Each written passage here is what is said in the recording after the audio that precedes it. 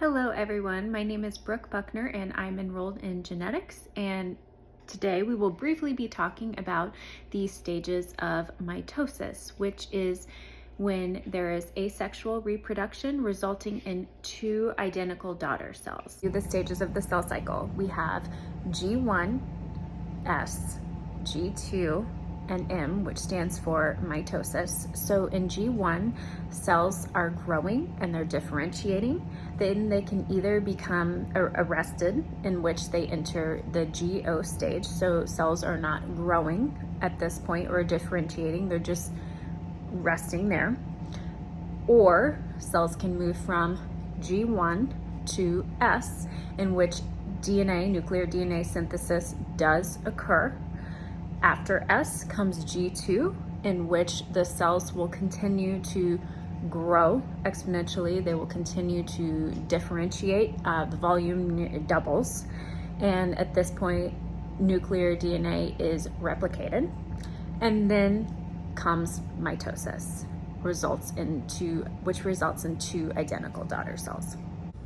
So our first stage of mitosis is prophase, and this is the piece of paper is representing the cytoplasm of the cell. We've got our centrioles represented by the pieces of straw, and then we have our sister chromatids or paired chromosome that are represented by both of these blue and yellow and red beads with a centromere, this white piece attached in the middle. So during prophase, pairs of centrioles, so each of these migrate to opposite ends of the cell. And I drew this little line around here showing that the nuclear membrane that's in the nucleus, they are going to disappear at this stage. So this is what that dashed line represents. And the chromatin will condense so that nuclear DNA will become visible in the form of our chromosomes. So in between prophase and metaphase, we have this stage called prometaphase. And we have our centrioles, which are now found at opposite ends of the cell. We have our chromosomes, which are kind of lining up in the middle, not quite towards center just yet. And then I drew these lines here to represent the spindle fiber. And so now we enter metaphase. So now you can see the centromeres are aligned up in the middle, what is also known as the metaphase plate. And once again, we have our centrioles at opposite ends of the cell, and you have those spindle fibers, which are connected to the kinetochore within the centromere.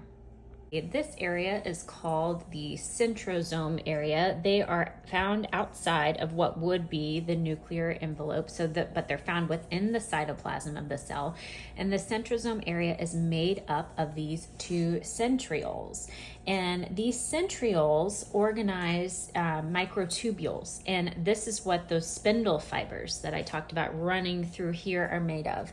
And they run through the poles, run from each side to each pole of the cell, and they run through them and creating an axis in the middle. And then this is where, now that they are lined up right now, but later on the chromosomes will separate at the centromere. Next, we have anaphase, in which the sister chromatids, as you can see, are now split. So they're separated. Okay, we have one sister chromatid here, one sister chromatid here. They were at once attached at the centromere, but now they are pulled towards opposite ends of the cell. So now we are in telophase. So we have the separated sets of chromosomes, from anaphase. And now the nuclear membrane is starting to form again, as represented by that dashed line. And now the cell is getting ready to separate, and it's going to start pinching at the cytoplasm to separate into two distinct cells. You will also notice that the spindle fibers have disappeared. So now we've entered cytokinesis, which is where the cytoplasm divides, and now we have our two identical daughter cells. We have our nuclear membrane, our nucleus as well, and each each daughter cell has their own set of chromosomes, as we can see here, and their own nucleus.